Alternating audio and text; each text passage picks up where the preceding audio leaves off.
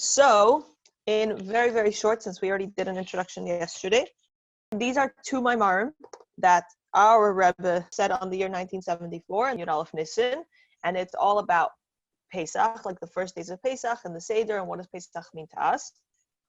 And the second maamar was said at a Farbringen on Acharon Shel Pesach about the splitting of the sea. And in the end, you'll see how they connect together, and they're two parts of the same puzzle, so to speak. And it's such a beautiful, I absolutely love these maamarim very, very, very, very much.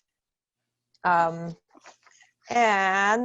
originally they were said in Yiddish, which is very interesting because most maamarim are not said, I wouldn't say most, but the general genre of maamar is not really in Yiddish, it's usually in Hebrew, but the transcribers transcribed it into Hebrew, and these maamarim are called bilti muga, which means that they weren't formally edited, and they're not in the Likutei, in the Yilkut, what is it called again? Sefer maamarim. So they're not officially checked over, but they're absolutely beautiful, and I love them. Okay, so I strongly suggest for everybody, if they're able to, maybe I'll take a few pictures of the introduction, because if you read the I'm of the style of learning that I love knowing the big picture and then getting into the little picture. If I get straight into the details, sometimes I get lost in the process. So what we're going to do is I strongly encourage everybody to read the introduction. If I were you, don't get stuck on the footnotes. And this is my trick. I have a love and other than love appreciation for the Heritage series, because the translation is really beautiful, and for the most of them I really, really like. And the flow, like the setup is also pretty nice. The only thing that I find it hard for some people is that they get stuck in the footnotes. And sometimes if you need the footnote to push and understand, like you really actually don't understand the concept, so then fine, go read the footnote. But if you, let's say you've learned the concept of tzimtzum before, like the contractions of from world to world, if you go and you read that footnote, you're going to get lost, and then you're going to lose the flow of the actual maamar. So my goal is to really get through the flow of the maamar and give everybody the greater picture of what's happening. And then if you have time, and Mitzvah Hashem you will, for you to go a little bit deeper the next time around. So my husband recently learned, he spent several months actually with an amazing chavrusa, and they learned Kuntras Eitz Chaim. And it's a kuntras, it's a pamphlet, beautiful pamphlet written by the Frierdiker Rebbe or the Rebbe Rashab. I think it's the Rebbe Rashab, about how people should learn Chassidus, and how Bachrim and Yeshiva should learn Chassidus, but it applies to everybody. And it is so powerful because so many of us take it for granted how many times we learn the same topic. So many of us just are proud of ourselves, which is good. It's a great accomplishment, don't get me wrong, but many of us are proud of ourselves just by the fact that we finished one time. In reality, it would be superb, and we're meant to actually learn something not just once, but at least twice. And again, we're trying not to be unrealistic, but like if possible, even if you just review it over after, or even like, let's say we learn it together, then you take a little bit of time to review it that same day, or just look through the page. It just gives you the first time it's as if you're walking into an empty room that's dark, into a dark room with a flashlight, and you're literally just trying to gather your bearings. The second time you walk into, the second time you learn something, you're actually turned on the light, and now you see the bearings, and now you can appreciate what's actually in the room. So again, our run over here is going to be general. If you have any questions, please feel free to stop me, and we're going to look in the footnote if needed. But for the most part, I will try not to look in the footnotes. And that is that. So let us get started. So one of the themes of this particular maamar, the first maamar, which is given on Yud Aleph Nissen, is this concept of living with Yetzias Mitzrayim, which means that we actually we're going to get into it, but the concept that we actually are meant to live with it every single day. What does that even mean? And also, it's a funny situation, because here we are once a year, or if you're out of Eretz Yisrael, twice a year, 2 days, 2 nights a year, you take a pillow, you set yourself up, you eat like kings, and like, oh, freedom, and we talk about freedom, and it's all about freedom, and yay, jolly. But like, for somebody who was actually in Mitzrayim, who actually left, really went through that experience, they would look at us and say, like, come on, guys, like, you're just being silly. Like, seriously, this is your reenactment of Yetzias Mitzrayim? Like, you don't even know. And so we have to realize that there's a deeper level to us leaving Mitzrayim, and we need to take some time to understand it, not just what it means in general, but also what it means in like a deeper way in our lives, and in our practical way, like really in our every single day. What does that mean for me? Because there's a whole different opinion. There's several opinions about what we are meant to gather from this. Okay, so let's start. I'm gonna just do a little bit of Hebrew. We're not gonna do Hebrew English exactly, because this is not a dicta class, and if we get stuck on the Hebrew, again, my whole point, my purpose is living Chassidus, which means it needs to be lived. So I'm gonna do a bit of Hebrew, but the most of it is really going to be straight in English. So, Besiyata Deshmaya, Yud Aleph Nissen, Hatafshin Lamed Dalid, Hanacha Bilti Muga, which means that it hasn't been checked. B'chol der v'der chayav Adam liris es atzmai keiluhu yatzem mitzrayim shenemar v'chulu ba'avur ze asa Hashem li b'tzeisim mitzrayim. Right. So, in every generation, one must view himself as if he left Mitzrayim, as it says, etc. Because of this, Hashem acted on my behalf when I left Mitzrayim. Okay, so now we're going to start the actual maamar. The simple meaning of this statement is that every year on Pesach, on the 15th night of Nisan, we are obligated to view ourselves as if we had just been released from Egyptian slavery.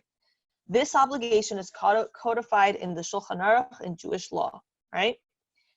However, when the Alter Rebbe Rabbi Shneur Zalman of Liadi cites this statement in the Tanya, which is on chapter 47 of the Tanya, he inserts a few words. So it's interesting. He added something new. And this is the quote: in every generation, and the Alter Rebbe adds the words, and every day, etc., etc. In other words, Rabbi Shneur Zalman understands this obligation to apply not just on Pesach, but every single day, right? So every single day we're obligated according to halacha, to view ourselves as if we ourselves left Mitzrayim. And the Alter Rebbe adds this aspect, and this needs to be every single day. Rabbi Shneur Zalman didn't just make this up. Rabbi Shneur Zalman's understanding is consistent with the ruling of the Mishnah and Barachos, which states that we are obligated to mention Mitzrayim every day and every night. And this will sound familiar because this is a whole discussion that we actually say during Magid of the Haggadah, during the Seder. So here's the quote. The exodus of Egypt is mentioned that night. This can be deduced from the verse, so that you shall remember the day you left the land of Mitzrayim, all the days of your life. The days of your life refers to the daytime, teaching us that we must mention the Exodus every single day, so during daytime. And the added word all the days, like the added word all of your life, refers to the nighttime, teaching us that we must mention Yetzias Mitzrayim at night as well. So we should have to keep in mind that those two words, according to Masechtas Brachos, means the days, all the days of your life means the daytime, which means we have to make an effort to, during the daytime, we have to make an effort to remember and relive the aspect of us leaving Mitzrayim. And all the days means that it's not just the day, it also is at night. The Mishnah concludes with another interpretation. The days of your life refer to the present era, meaning right now. And the added words, all the days of your life, the added word all includes the days of Mashiach, teaching us that we will mention Mitzrayim, Yetzias Mitzrayim, then as well. Okay, so this will come in very handy And that, ladies and gentlemen, is the first ice. We have Baruch Hashem a little bit more time, so we're going to continue to the second ice. Okay, so we just did a whole basis. Means Alter Rebbe adds something in his in the Tanya, which means that we're meant to do it every single day and every day. And he doesn't just make it up out of nowhere. He gets it out of Masechtas Brachos when there's a whole discussion on all the days, whether it's, and the fact that the fact that there's a word days means daytime, and all means nighttime, which means we're supposed to remember it not just on Pesach, we're supposed to remember every single day on the daytime and at night. Okay, ice bays, the second ice. 3 levels of Exodus, the past, the present, and the future. We thus see that Yetzias Mitzrayim consists of various levels. The first and foremost was the original Yetzia, like leaving Egypt, which the Jews experienced when it actually happened. Okay, so Yetzias Mitzrayim means the basic one. We actually, at that point in time in history, we left Mitzrayim. Secondly, we are told to commemorate the Exodus every year. So secondly is not, so first is the fact that it actually happened. Second is that we do this every single year. We do this primarily on the 15th of Nisan, but the commemoration begins with the sacrifice of the Paschal lamb on the 14th of Nisan, and it continues throughout the 7 days of Pesach, on which we must eat matzah. Right? So first is that actually happened. Second is the fact that we do this every single year. Every single year we celebrate Pesach. So it's those days from the 14th when we actually do the Carbon Pesach, the 15th, and we do the Seder, and the entire like the week of Pesach that we celebrate. An additional aspect of this level of Yetzias Mitzrayim is our sages' directives that we must view ourselves as if we left Mitzrayim. We left Mitzrayim, me, myself, and I. This obligation, it's an obligation for us to do this, applies primarily when recounting the story of the Exodus through reciting the Haggadah on the night of the 15th of Nisan, the first night of Pesach, right? So we have this, it's actual halacha. We're meant to feel as if we ourselves left Mitzrayim, and we do this by saying the Haggadah, by saying the whole Haggadah night of Pesach. From where do we know that the obligation to recount the story of Yetzias Mitzrayim applies particularly to this night? Where does this even come from? This can be deduced from the verse mentioned above in the opening statement. You shall tell your children on that day, because of this, right? Hashem acted on my behalf when I left Mitzrayim. So where do we get this concept that we're meant to, that's the night? Why don't we celebrate Yetzias Mitzrayim on Adar? Why don't we celebrate Yetzias Mitzrayim, why this particular night? The word this, because of this, in the pasuk, the word this implies that the parent is pointing to the matzah and the maamar placed before him. And if you'll notice, actually, in the actual Seder that we do now, when we say this pasuk, we actually point and we hold. Some people, it says in the Haggadah, you should hold the matzah, open up a little bit, hold the matzah. And when it says this and about maamar, we point at the maamar. Some people, I'm pretty sure we're meant to like touch it a little bit, or at least point at it. So when's the only time we actually have matzah and maamar sitting before us? At the Pesach Seder, which means when we say because of this, it means we're meant to celebrate it on that same night when we have matzah and we have maamar right in front of us. In addition to reliving the Exodus on Pesach, it also is experienced on a daily basis when reciting the Shema, right? We all know that part of the Shema, from beginning of the Shema, the 2 paragraphs right before we say Shema, for example, we say a very famous pasuk, which we actually have as a niggun, right? So we're already starting. And in the actual Shema, we talk about leaving Mitzrayim.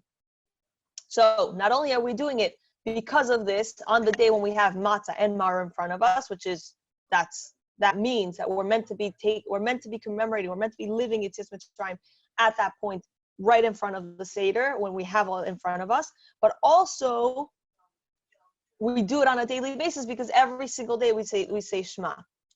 This idea can seemingly be questioned. As stated above, we learn from the Pasuk, because of this, that recounting Yetzias Mitzrayim is done when matzah and maror are present, which seemingly is only the case on Pesach and not every single day. I mean, I don't know about you guys, but I don't keep my matzah and maror out every day.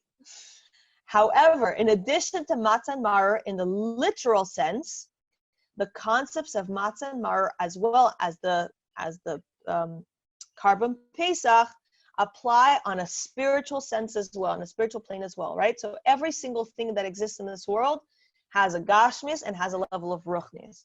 So if we're saying that we're meant to commemorate Yetzias Mitzrayim and we're meant to feel like we ourselves left, and it means because of this, but it's not just on Pesach, we're also doing that every single day. So it must mean that just like maror and matzah have physical aspects, maror and matzah must have spiritual aspects that are still there, even though we don't have them physically in front of us every day.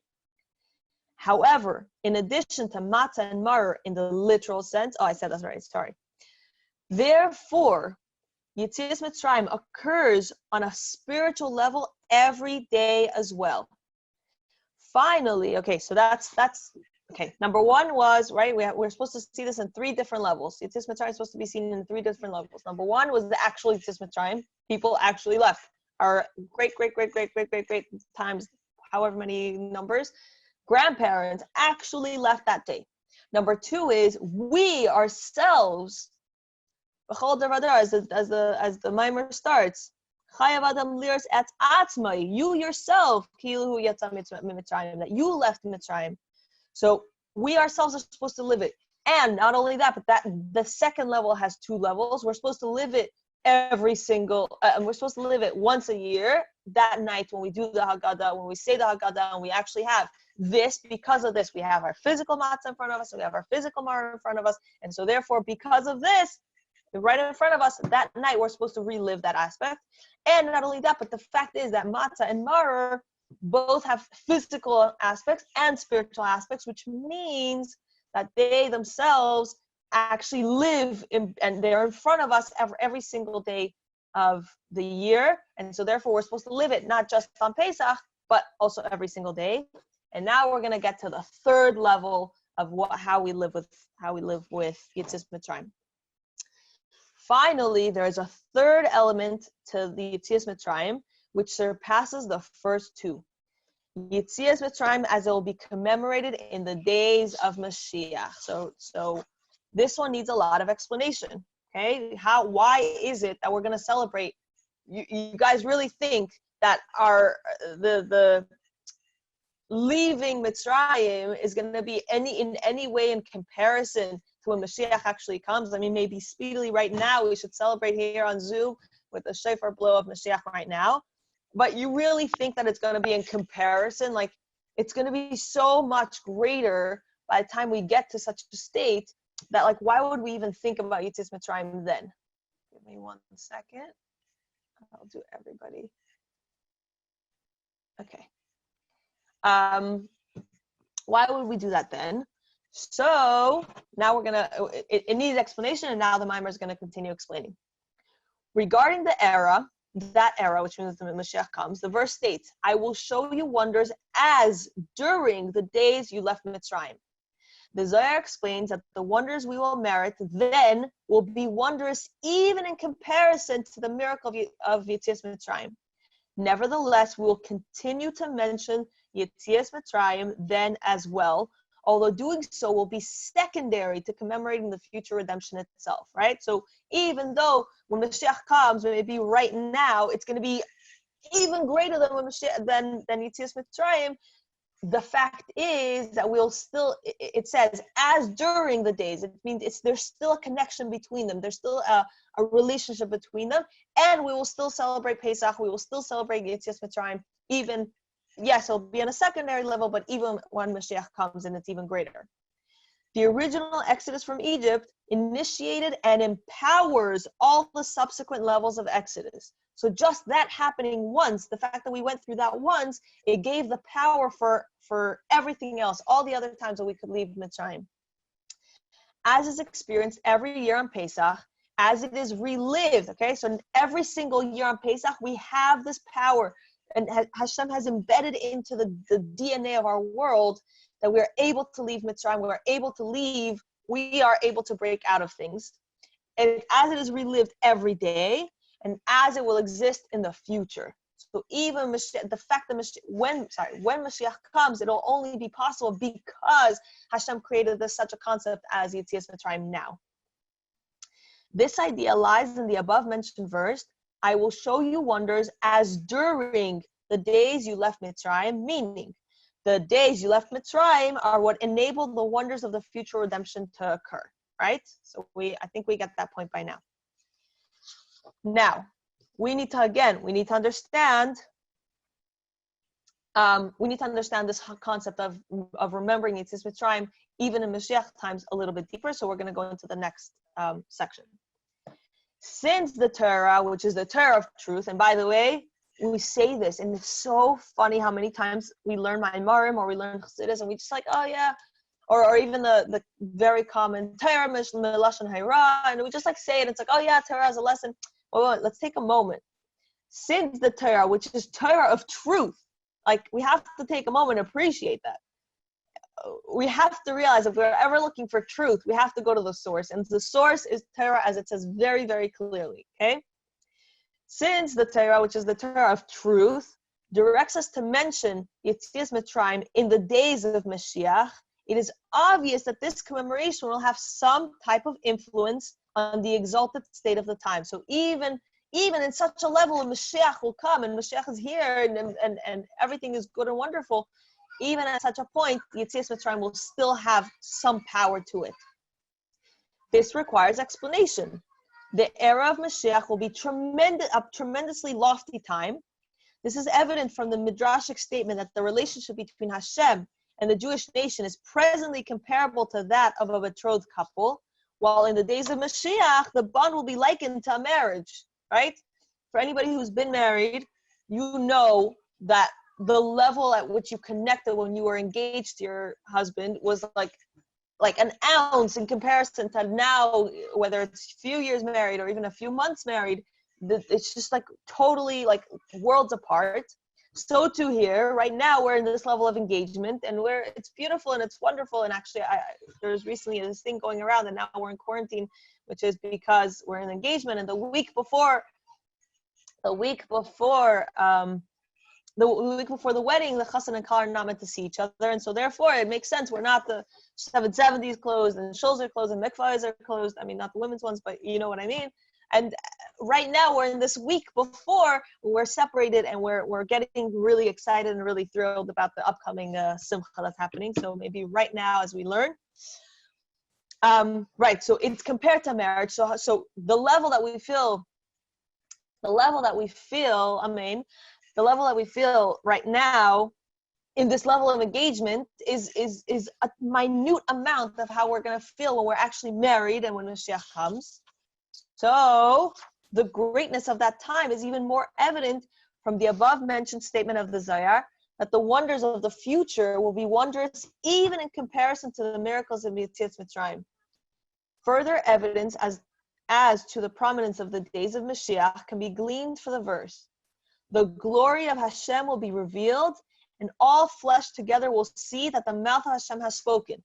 So it's very interesting because this is, it says it in Ishayahu, I'm pretty sure, that this is what's going to happen when Mashiach comes. And it's very interesting how much we get from this line. The glory of Hashem will be revealed, and all flesh together, which means all of us, all flesh together, will see that the mouth of Hashem has spoken. Okay? We're going to analyze it deeper, but I just wanted to repeat it just so everybody has it. Kabbalah and Chassidus explains this to mean that Hashem himself, the King of Kings, will be revealed in all of his glory, which makes sense. It says the glory of Hashem will be revealed. Very clear. The concept of speech, which is the second part of the pasuk, all flesh together will see that the mouth of Hashem has spoken, right? The concept of speech, the mouth of Hashem has spoken, is associated with kings, as it is seen in the Talmud. When a king speaks, And as well as in the verse, the word of a king carries authority. So therefore, so we're doing this, if A equals B and B equals C, right? So then A and A equals C. So, being that there's a time when, being that these are two psukim that talk about speech in connection, relationship to the king, so therefore we'll understand how that adds up together. The word of Hashem is the force behind creation. As it says in the pasuk, the heavens were created with the word of Hashem, and all of its hosts with the spirit of his mouth. Seeing that the mouth of Hashem has spoken means that we will clearly see the divine energy within each created being, the heavens, the earth, and all that is within them. In light of, okay, so when Mashiach comes, we won't have any level of hiddenness. As it says here clearly, that the king will speaks, which means that we will actually see the words and how those words create. Okay. Thank you. It's my alarm. I have to go set up online school for my kiddos, but let me just finish this. It's one more line. So it means that when Mashiach comes, it's going to be so revealed that Hashem creates every single thing. You're not going to see a table anymore per se. You're going to see Hashem's words that create the table. If there's a famous thing of Rabbi Lona Nava when he had his whole experience, and he speaks about he felt as his neshama was going through buildings and he could see the aleph beit that was creating them. So that's what we're going to see to a certain extent. I don't know exactly. I'm not a maven in how it's going to happen when Mashiach comes, but so it speaks of here that we'll see that word of Hashem created that thing. And so therefore it leaves us with a very important question, which in Mitzvah Hashem we're going to work to answer. But here's the question. In light of all of this, meaning that we'll have Hashem's revelation clearly in front of our eyes, how is it that Yetzias Mitzrayim will be mentioned and consequently will carry weight in such an exalted time? How is it that we still are going to gain something and we're going to have something about Yetzias Mitzrayim even in the times of Mashiach? Okay, so it's a very good question, and we're going to work through learning what Yetzias Mitzrayim really means in our lives and in our everyday lives, and also what it means in the times of Mashiach. And so therefore we'll have something relevant to live with, as is our goal here, Living Chassidus, that we'll have something relevant to live with from this concept of Pesach and the concept of Yetzias Mitzrayim. So, a short recap. We say very clearly, once a year we're supposed to remember Yetzias Mitzrayim. The Alter Rebbe adds in Tanya that it should be every single day. And we have a whole discussion about it because it seems to not make sense, because every single day we don't have matzah, because the next part of the pasuk is that because of this, meaning we point at physical matzah and marer, we don't literally live with matzah and marer on our table every single day, at least I don't. And so therefore, how does it make sense that it should be every single day? And not only that, but the Mishnah in Bracha says it should be during the day and at night. How does this even make sense? So we explain that there's 3 levels of Yetzias Mitzrayim. Level number 1 is when it actually happened. That day happened. Level number 2 is the fact that we live with it every single day, every year, and we live with it every day because matzah and maror isn't just a physical matzah and maror. There's a spiritual matzah and maror that we have, and therefore, being that it's spiritual, we have it every single day. So we do have that because of this that we can point out. We just, at this point in our mind, we don't know what it is yet. But it does exist, so therefore we do live with it every single day, every day and every night. And not only that, but halachically we're meant to, as it says that we're supposed to say in the Shema during the day, we commemorate Yetzias Mitzrayim, and Shema at night we commemorate Yetzias Mitzrayim. So therefore we do that. We do that commemoration of Yetzias Mitzrayim both times. And thirdly, we have a whole beautiful discussion about the fact that we're going to still celebrate Yetzias Mitzrayim when Mashiach comes, and how does it even make sense? Because when Mashiach comes, the revelation is going to be so much greater, and so therefore we discussed it in depth. I hope everybody enjoyed. Right now we are up to Ois Gimel. Mitzvah Hashem will continue on tomorrow, and I hope everybody has a wonderful day.